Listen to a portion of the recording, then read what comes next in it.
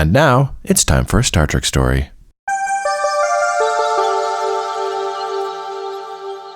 You know, Aaron, so occasionally on this show, as much as we joke about asking all the big questions, they're not always the big questions, but sometimes we do really get into some juicy ones. Yeah. And I think we're definitely getting into some juicy stuff today, but that's why D Space Nine is so great, because D Space Nine loves to get into the juicy stuff. Aaron, do colonists have a right to their homes?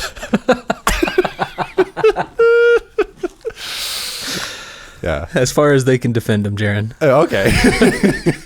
As far as they can defend them. Definitely a loaded question. I'd say nowadays, but I mean, honestly, this is a constant thing in human history. It's one of these things where I'm like, I think everyone, on a very general principle, has a right to shelter, a roof over the head. I think everyone has a plot. Yeah. Something. Everyone deserves a roof over the head. I think also people have the right to migrate. I'm definitely, an open borders kind of person. But I'm like, once you start showing up on land where someone already lives or belongs to someone else, I'm like, well, don't be surprised if there's going to be problems. But I guess we can get into it with Star Trek, because Star Trek has all the answers to these really tough questions on today's episode of Star Trek Stories. At least they just like to talk about it. Yeah, at the very least, talk about it. This is episode 65, The Maquis, Part 1. I am your pioneering host, Jaron Hatch, and I'm joined here by my pilgriming co-host, Aaron Cole. Hello, Aaron. Well, howdy ho, Jaron. Yes. We have pilgrimed and pioneered and planted our flag, and this is our place now. This is mine. This is mine. We are near the end of our look at Deep Space Nine and the end of TNG.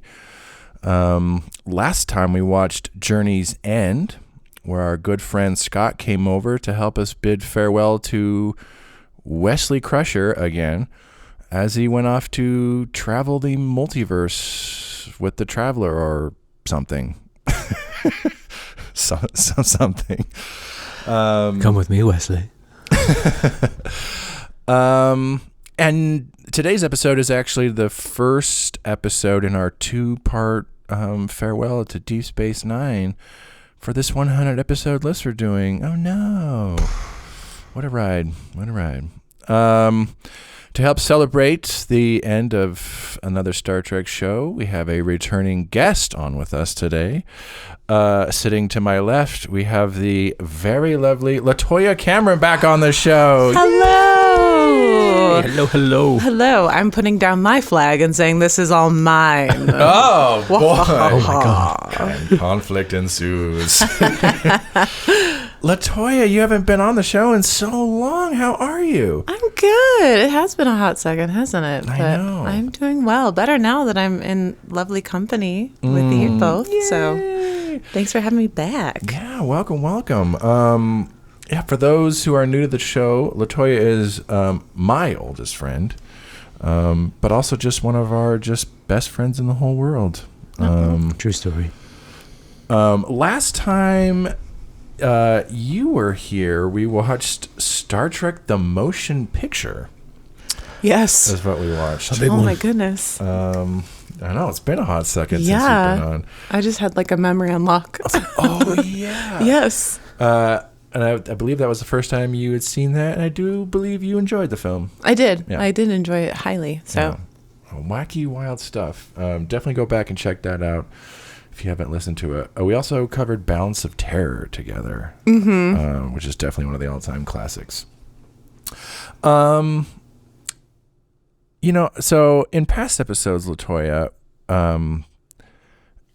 you're an actor, performer. You also do like writing, other kind of artistic endeavors, a lot of the acting stuff. And in the past, we've talked about some of your passion for storytelling. This is something we both share. How important you think it is.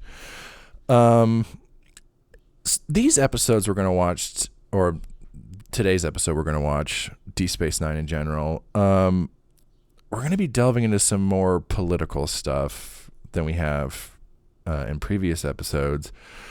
And this, there's a lot of people out there, at least in online discourse, who don't really. There's a lot of people out there who feel that politics don't really belong in storytelling, or at the very least in these kind of like big franchises. Which personally I think is silly. But I'm curious, like, because I know you also have your own nerd cred. You enjoy some of these big things. I'm curious, what do you think about specifically like politics being in stories, and maybe specifically in some of these bigger franchises? I think it's very important and pivotal and crucial that they are present in big franchises, because it allows people to have the actual conversations. It's so much easier to nowadays hide behind a computer and hide behind our social media places that we go to on, and doom scroll and everything to get our news nowadays. And we separate ourselves often from like diving into, and by we, I mean like the bigger, societal consciousness of the world. It's much easier to not go and do the research to figure out what's really going on. And we just take things at face value. And I've always looked at storytelling and art as like the most rebellious thing to do. We're not getting paid enough, so we might as well say some shit, No one's paying my rent, So like, I think art is the most important space to go and explore those deeper topics and issues that are happening in the world. And they do need to be in those bigger television shows, or the bigger, most successful, whatever, movies, podcasts that we're doing right now. Like, I think it's really, really important. I think politics have always been a part of art. It's never been separate. And so people who say that it should be, I think they're missing the point. And actually, I don't even think it's a think. I know that they're missing the point of why art has been created. So, right. Or at least evolved in what we use it for. So speaking of, politics, we're watching Deep Space Nine today. Deep Space Nine has a reputation for being one of the more politically minded Star Trek shows. Getting more into the Star Trek of it all, you're a casual Star Trek fan. You've been exposed to lots of little bits and pieces of it, I think, but mostly like Next Generation is what most of your exposure is. What is your exposure to Deep Space Nine been, or like what are your feelings and impressions on Deep Space Nine from where you're sitting? Deep Space Nine, if I recall correctly, we have a black captain, which was huge for me as a kid. I remember Saturdays, I would get up very, very early to watch the cartoons and eat cereal, like you do. And once when it hits around, 10:30, 11 o'clock, we didn't have cable, so I was watching like Fox 13 station, and Deep Space Nine would play. And I would, of course, go through all the channels and be like, I don't want to watch that. I want to watch more cartoons. And then I'd flip through it. PBS has Bob Ross on it. And I was like, I'll watch that for a second and listen to the music at the beginning. And then I was like, okay, I don't want to watch that. Click, click, click, click. Eventually I get back to Deep Space Nine. And I was like, I guess I'm going to watch this. And then I watch it and I get sucked in. Yeah. And I was like, oh, that was really good. And then move on. And that would happen probably almost every Saturday if I didn't have like chores or something, or getting kicked out of the house to go play. So I have that exposure, but like I do have a very vivid memory of seeing a black captain and being like, oh, cool. Like I've never seen that before. Yeah. What does that mean? And that I think was my initial like draw into the world, because I've never seen that before as a Black person. So Yeah. It was. I mean, it sucks to say revolutionary, but it was definitely a big deal when it happened. Yeah. Have you had much exposure to Deep Space Nine since then? No, I have not. All right. So this will be, I'm getting back into it. Reawakening some memories. Now instead of cereal, I'm drinking booze. Watching Deep Space Nine. Same shit, different decade. God damn it. Same shit. Same shit, different day. Before we get into the episode itself, our question of the day. What do you think, Latoya? I'm saying this to someone who is literally wearing a sweater that says decolonize the culture. Not planned. Not planned at What do you all. think, Latoya? Do colonists have a right to their homes? I was like, I need to wear a sweater. I was like, oh, I love my sweater. So I throw that on and I walk into the door and Jaron goes, what a convenient sweater you're wearing. And I was like, why? And he tells me and I'm like, okay. I like that it's Harvard red too. Harvard. I know, right? Let's get into it, everyone. Decolonize the culture. Yeah. It's a good question, though. I pondered about it, and I do love what you said, Jaron, about migrating into a different country. I am a person who's like open gates or open wall or whatever terminology is, open borders, because I think everyone does have a right to, as human beings, a right to have a successful and healthy life, and not be, arbiters of people's existence. I will say, when you go into those spaces, educate yourself before you step into those spaces, because you do have control of that, and honor where you're going into. Because if you don't, and you just go in taking claimage and trying to change stuff, I don't even have to say it. We already know it's a problem. We're seeing it across the country, and we're seeing it all over the world. And that's what causes genocides, and that's what causes harm and death and all the things, all the isms in the world. So do I say yes, that everyone deserves a right to exist and do that well? Absolutely. But not at the not to the destruction of people who have been the ones who have been nurturing and the land, and who do have rightful ownership of the land. Yeah. So did that make any sense? Yes, it definitely does. Yeah. I'll be curious if this gives us more to talk about. Because yes, we are watching the Maquis Part 1 today. This premiered April 24th, 1994. Just a little over, was that 30 years now? Wow. Is that crazy? Oof. No. 30 years. Woof. This is the 20th episode of the second season of Star Trek Deep Space Nine, definitely in the back half of the season. So we're closing out our look at Deep Space Nine with these two episodes. We spent a lot of time looking at the initial concept for this series, how they've been spending a lot of time helping one planet rather than exploring a bunch of planets. It's kind of what makes Deep Space Nine unique and interesting. And before we move on from Deep Space Nine, we're going to be seeing how the show starts to expand beyond its initial concept with these two episodes, because it certainly does. And Deep Space Nine also has a reputation for being the Star Trek series that takes a little harder look at things, particularly like at itself, Star Trek as a whole, Starfleet, the Federation. And these are great episodes for that as well, kind of seeing how Deep Space Nine kind of specifically takes a harder look at the Star Trek franchise and mythos. All right, everyone. If you're going to watch along with us, Star Trek Deep Space Nine is streaming on Paramount Plus. You can find it by bringing up Season 2, Episode 20, and we will be back after we watch the Maquis Part 1.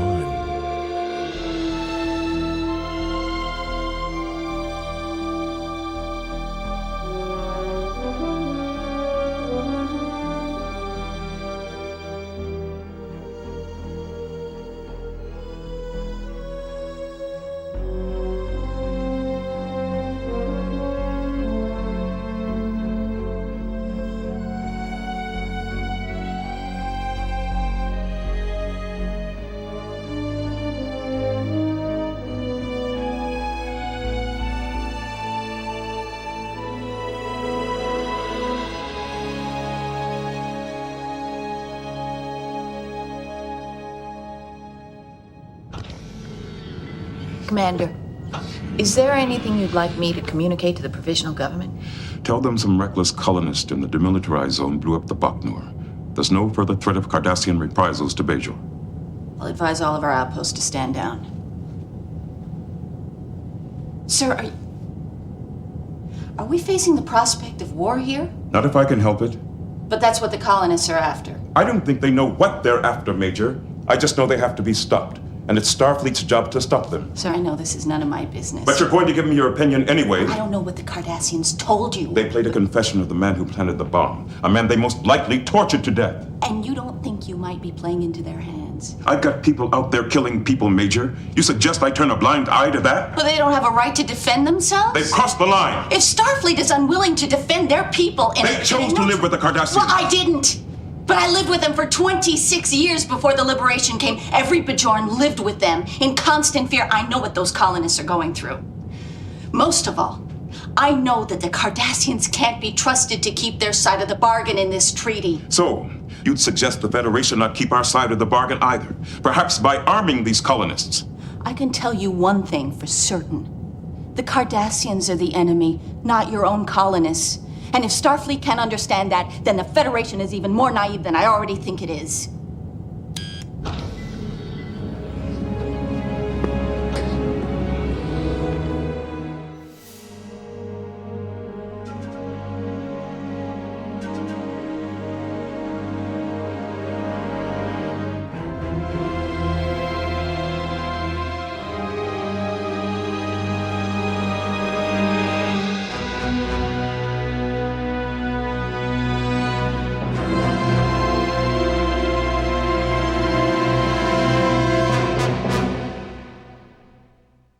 All right, we just got done watching the Maquis Part 1. In case you didn't watch this one with us or haven't seen it before, I'm going to try to recap it real quick, but I feel like there's so much going on in these Deep Space Nine episodes. So we mentioned in Part 1, there is a new treaty between the Cardassians and the Federation.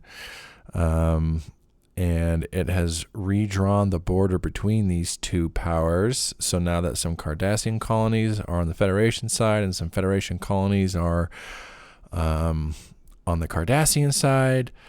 Originally, everyone was supposed to evacuate and leave, but the colonists didn't want to leave. So the Federation and the Cardassians came to a pact where they would let all the colonists stay in their respective colonies. Just under jurisdiction of the other.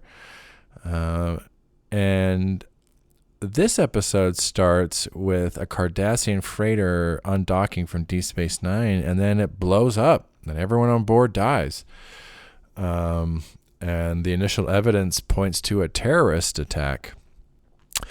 As Sisko is trying to figure out what to do, Gul Dukat shows up in his quarters. As the unofficial Cardassian response to the situation. But he tells him, it's like, I know who's responsible, and it's Federation citizens. And there are Federation citizens in this new demilitarized zone that are taking up arms.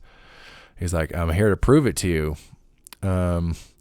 Meanwhile, during this, Sisko's old friend, longtime friend, Commander Cal Hudson shows up. He is the Federation attaché officer to the Federation colonies in the demilitarized zone, and he has lots of concerns about the situation, and he feels like this has been a bad treaty and that they've let the colonists down. So Dukat and Sisko go out, and while they're out there, they find Federation colonists and Cardassian colonists attacking each other. And Dukat is like, you see, Commander, they've managed to start their own little war out here. And they go to a Federation colony. There's a Cardassian there, and they're in the middle of a big old argument. And the Cardassians are accusing the Federation of organized terrorist activity. But they're like, what proof do you got? And then they reveal that they actually have caught the Federation citizen who did this. And he gave a whole confession also apparently killed himself in prison, whether or not that's actually what happened. In that confession, he was clearly reading off some cue cards. I'm just script saying. off. Yeah, right. Come on. Drama. Yeah, Kira knows. But they do more or less reveal the presence of there are Federation citizens engaging in some of these activities. And during all this, there is a Vulcan named Sakona who is meeting with Quark, and it turns out she's trying to procure weapons.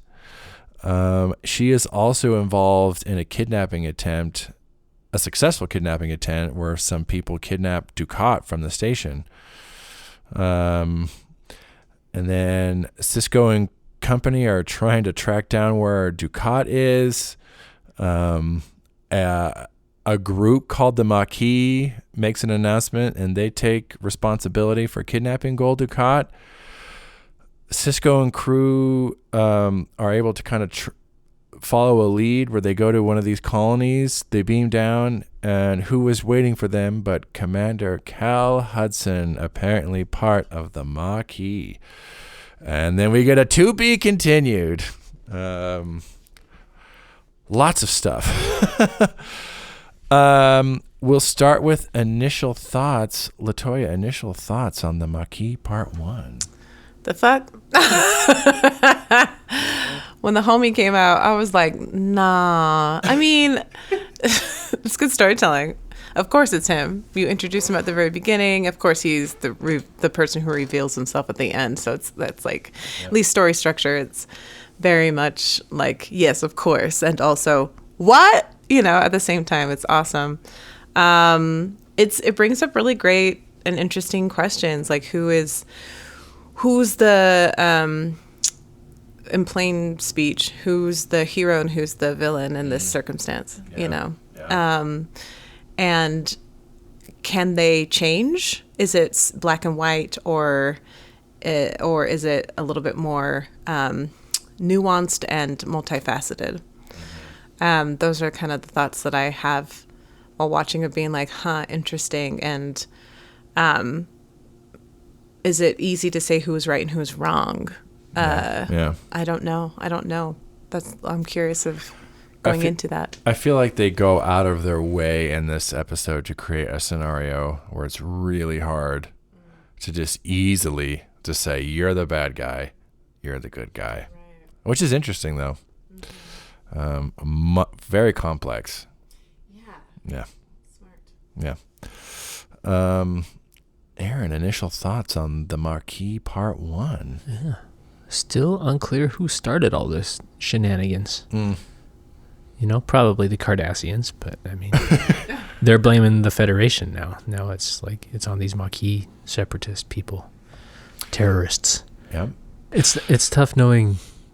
Like, having already seen Part 2 and what happens, like, looking at Benjamin's friend, who's now a leader of the Maquis, apparently. Mm-hmm. And kind of cool seeing his like, cynicism of Starfleet and stuff, like, his progression of the big reveal. Yeah. I don't know what my point is. I'm just kind of rambling. I mean, it's hard to come to a lot of conclusive thoughts, partially just because this is Part 1. Like, this is just giving us a lot of stuff to chew on, but it's like, what do you do? What do you do with all this?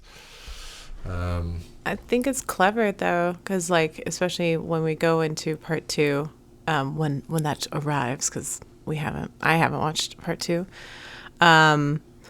it plants a really great seeds to see what the outcome is going to be. Will we get a clear understanding of who are the people who are responsible for it or not? And then we get to chew on those ponderings still to see. I mean, we can relate that to everything. Mm-hmm. If this is like, we're talking about political themes and also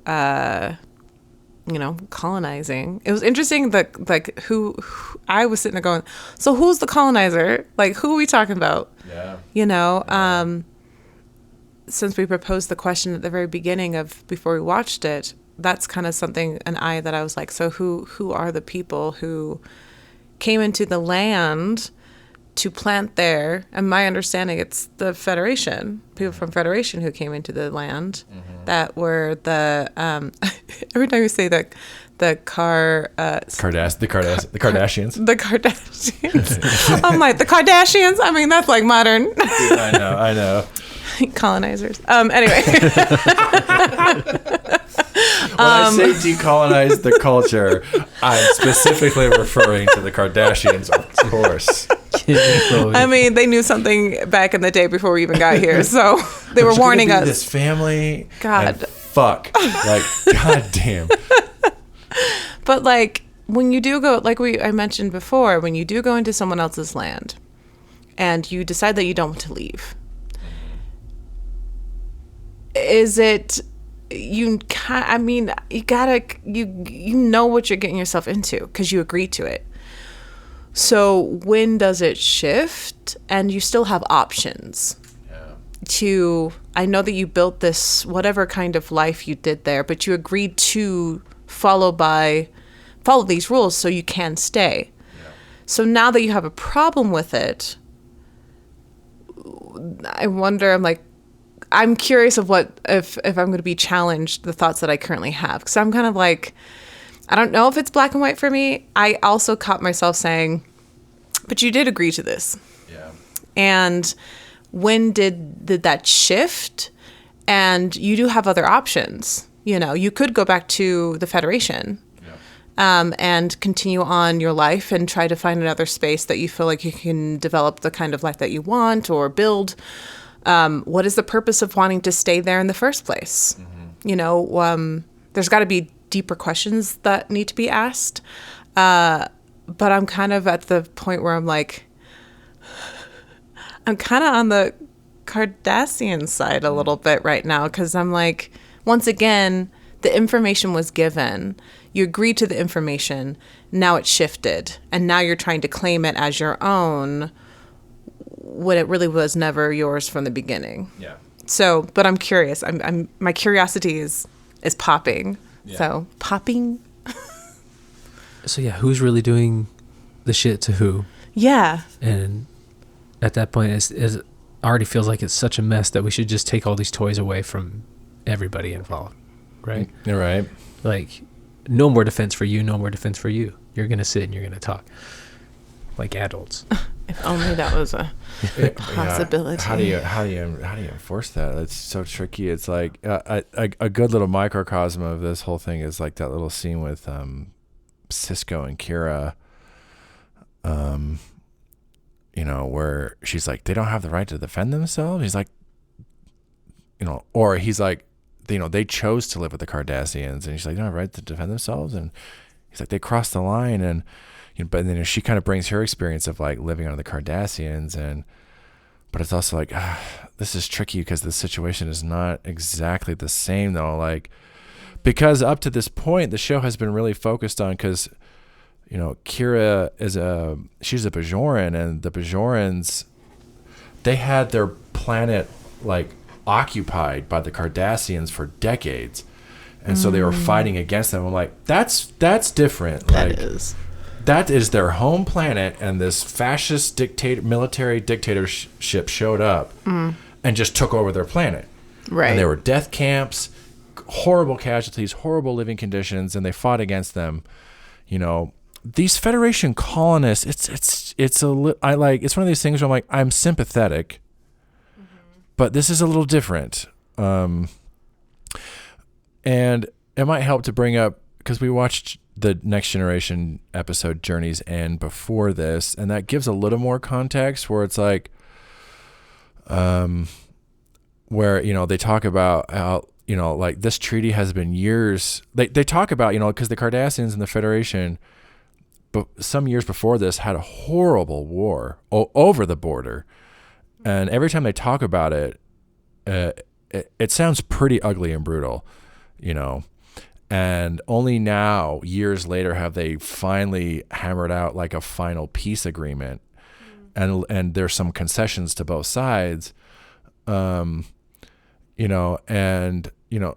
But then Sisko gets these orders to, like, you got to get these colonists out of there, and he's concerned about it.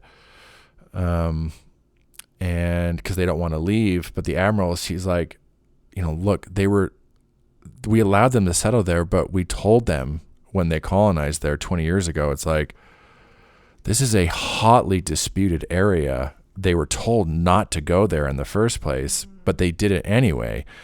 And now, it's like, now they're mad that the Federation is backing out.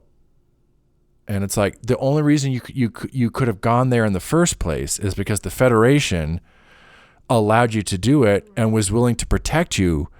But now, in order to avoid a war and to have a finalized peace, the Federation has agreed to give up some of these colonies, which, as far as I can tell, I'm like, especially if both sides are kind of losing stuff and gaining stuff, I'm like, yeah, I'm sure it sucks, but I'm like, for a peace treaty, this is fairly reasonable. And originally, like, Captain Picard was being forced to remove these people from a planet against their will. But then they're like, this is too much of a problem. Let's just arrange so everyone voluntarily can say, I'm like, I do think that's the right thing to, like, forcibly remove them gets into tricky stuff.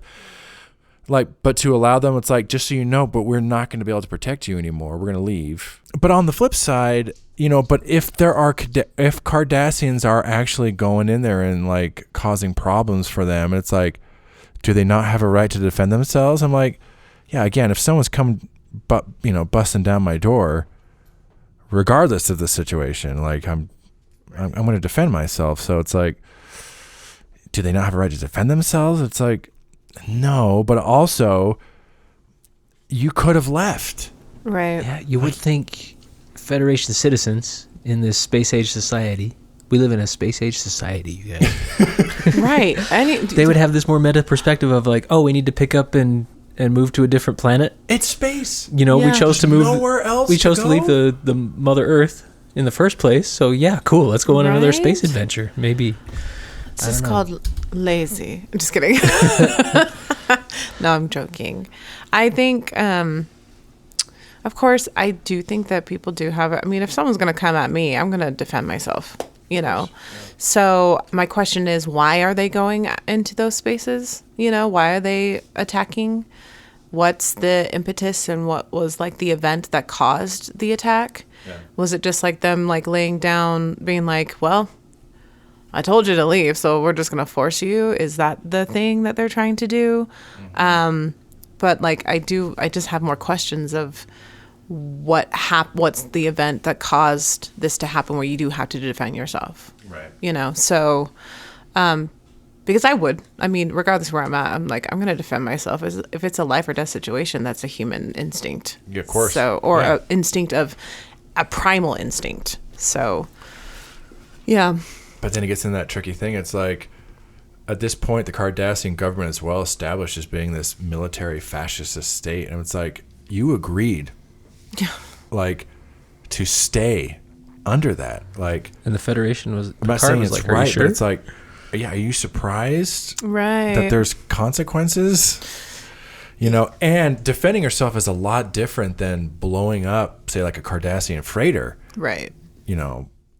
Where 70-something people die.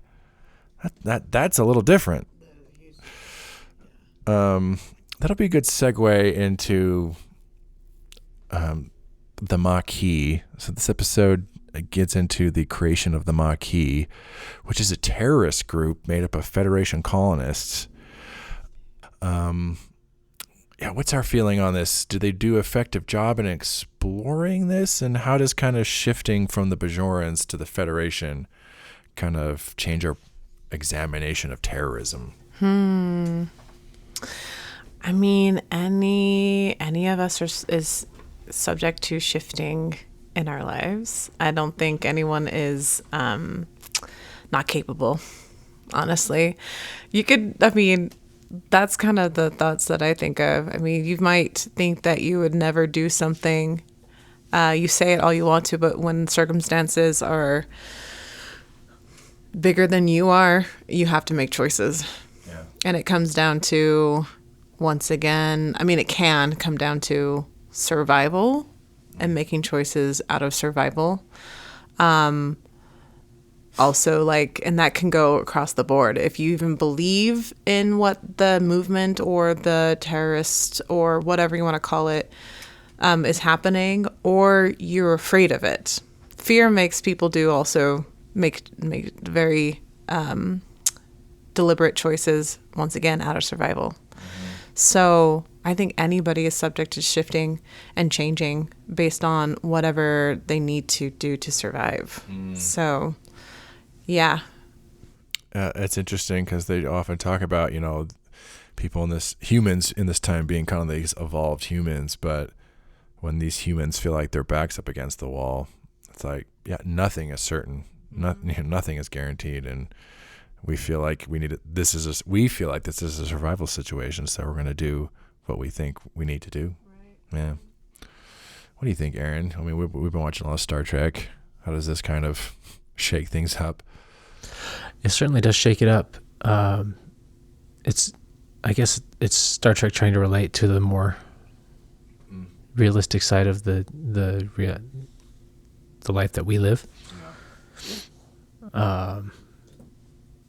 Which Deep Space Nine does very well. Maybe they didn't set this up so well in Next Gen, sure, with the initial episode, but Deep Space Nine does a good job of like moving across those lines, yeah, and posing those questions. We'll have to see in part 2, yep, how it shakes out, because right now it's like a little bit like, oh God, yeah, what is going on? Who's who do I root for? Who's fucking who?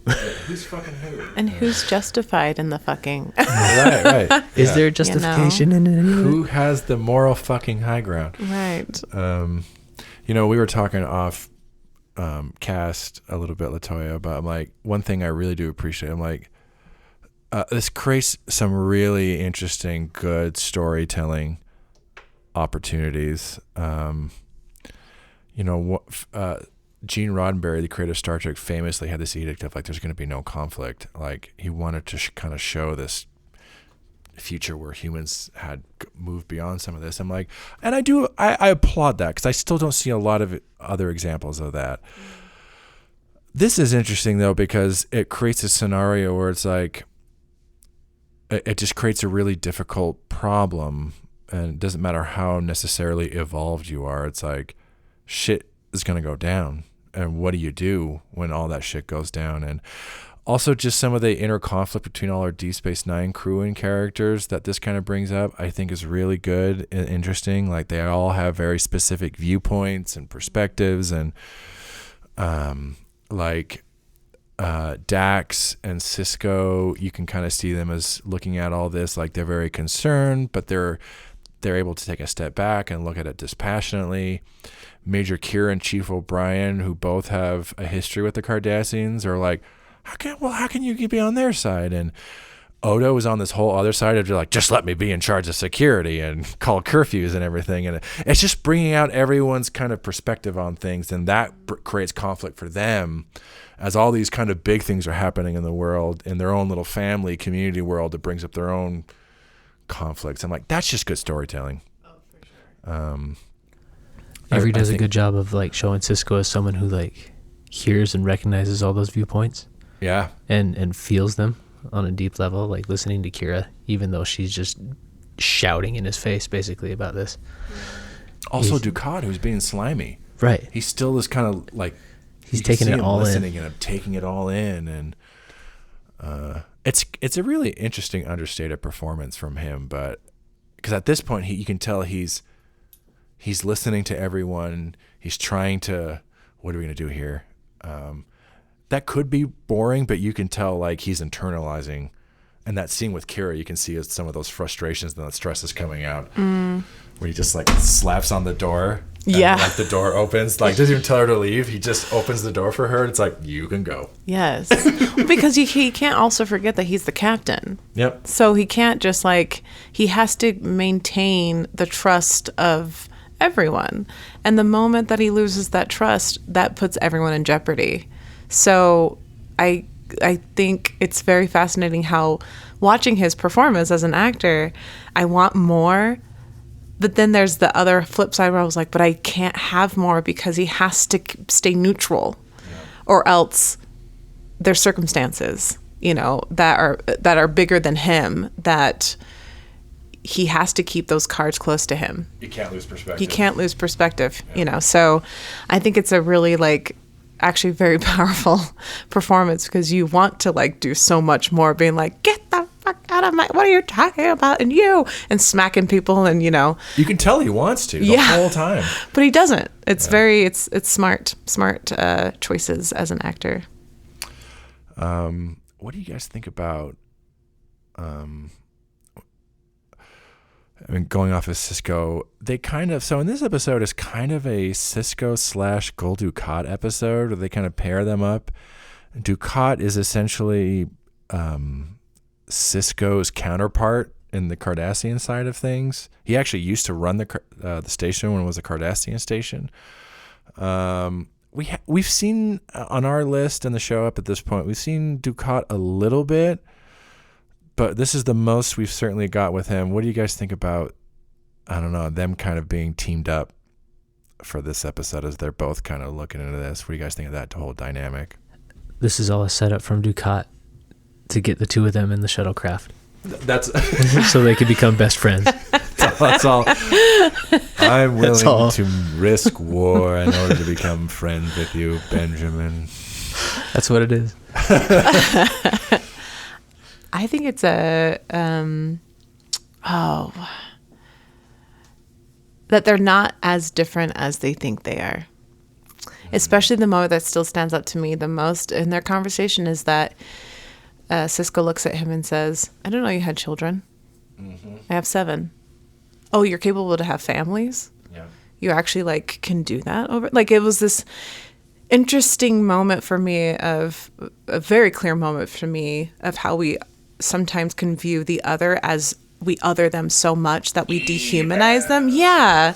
There's no way that you can want to have the desires that I want to have, my own children, my own life, my own happiness. And he's doing the same thing. It just looks drastically different. Yeah. But you're not as different as you think that or these biases that you put on each other, Yeah. I think it's a very clever parallel of each other. They mirror each other very well, I think.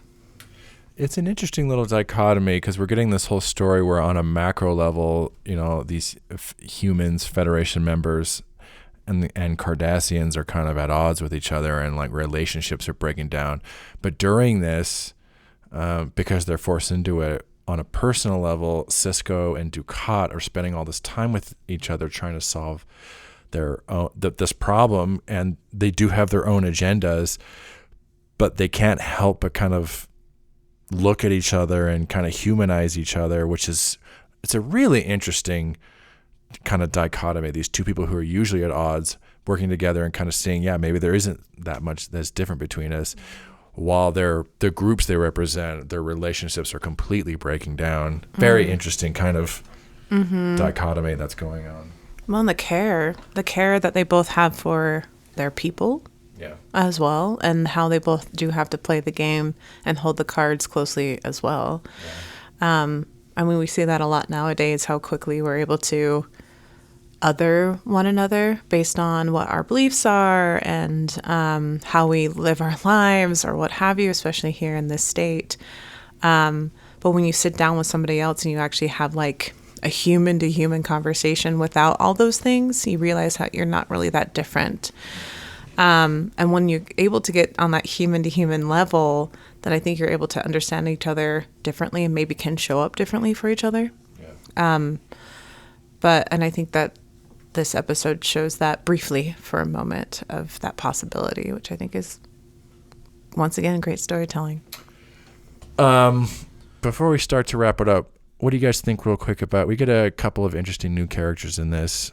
We get Commander Cal Hudson, Sisko's friend, and we get Sakona, the Vulcan, who is trying to buy weapons from Quark. Of course, we haven't seen where their characters go yet, but what do you guys? What's our feeling on these characters? What do they bring to the story or the table? It's comic relief. With Sakona and Quark? Yeah. It's fun to see a quirky Vulcan, one that doesn't fit the mold. I do find you intriguing. What a way. Intriguing. That was so cute.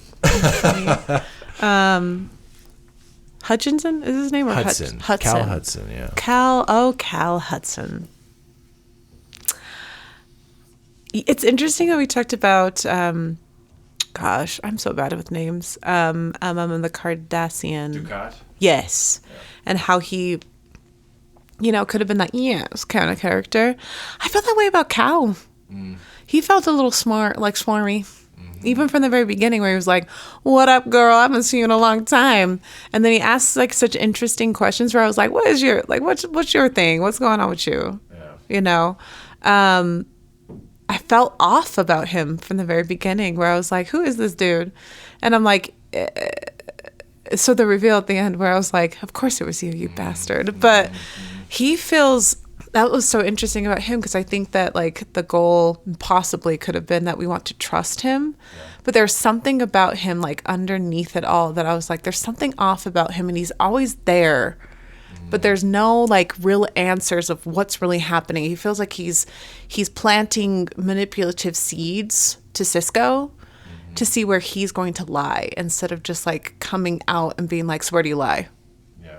At least that's my interpretation of like those scenes whenever it was the two of them. And I think like it was like trying to push him on his side more so. And I don't think that Cisco took the bait. I think he just was like, yeah, I hear what you're saying. And staying neutral still like he does. But there was something smarmy about him. Yeah, that's kind of how I felt about good old Cal. Homie Cal. Cal Hudson.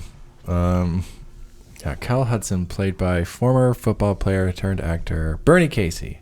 Wow. Bernie Casey. Come on, Bernie. He does a great job. He makes you believe real quick that these two are old buds. I think for me, where some of the flags start to go up is... He's talking. It's pretty early on too. All of his perceptions on the Cardassians. I'm like, do you have anything to back this up? Like, this is frankly, you're getting to some kind of racist. He's just Cardassians are the worst. You can't trust them. Blah blah blah. I'm like, this does not seem like a even keeled perspective on this. You're just saying. Doesn't matter what's going on. The Cardassians are just fucking pieces of shit. Right. And it's like, okay, dude, like, but yeah, again, but not a mustache twirler, which again, you can really quick get a sense of where he's coming from, which I also appreciate. It'll be fun to see kind of what happens with these characters in part 2. Yeah. All right, I think we'll start to wrap it up. Latoya, any final thoughts on the Maquis Part 1? I'm just ready for Part 2 because I am very intrigued to see all the questions that I've been asking to see if they'll be answered or just kind of like see what will be revealed. Yeah. So, but I think it's a really cool, interesting storytelling way to set up a lot of deep ass questions. I agree. Aaron, final thoughts on the Maquis Part 1? Excited to eat some fucking pizza. Yes, there is pizza in between Part 1 and Part 2. Yeah, me too. Me as well. I think this is an underrated episode of Deep Space Nine. The show only keeps building and expanding from here, so I feel like on some level it gets a little overlooked because where things go is just so crazy in the future. But I was watching this, I'm like, this is great. Like, it's a really interesting scenario. There's some great storytelling conflict going here. I'm really interested in investing. A lot of good scenes with good actors, some interesting staging and some lighting. Some of the stuff in Sisko's quarters when Dukat is there with some of the lighting on their faces and everything, and Dukat going to play with his chessboard and Sisko. There's lots of stuff that's not in the text but that the actors are playing, that is really good stuff.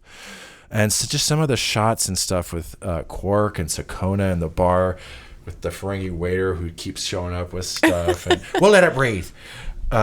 Just lots of cool staging, and I think really well done episode, honestly.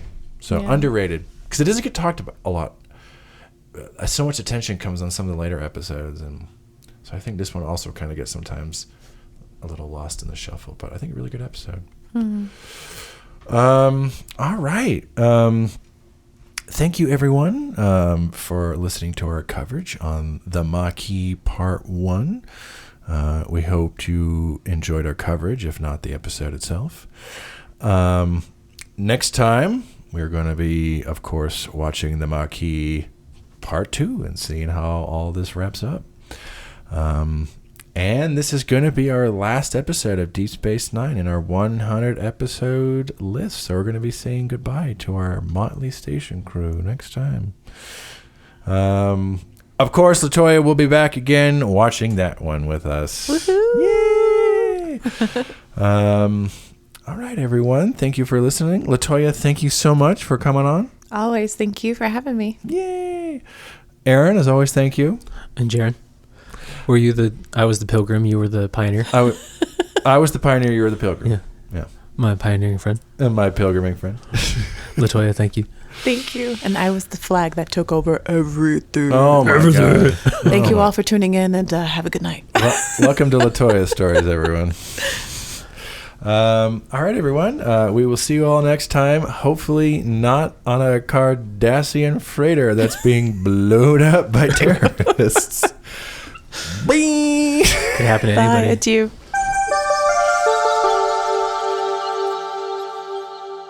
Thanks for listening.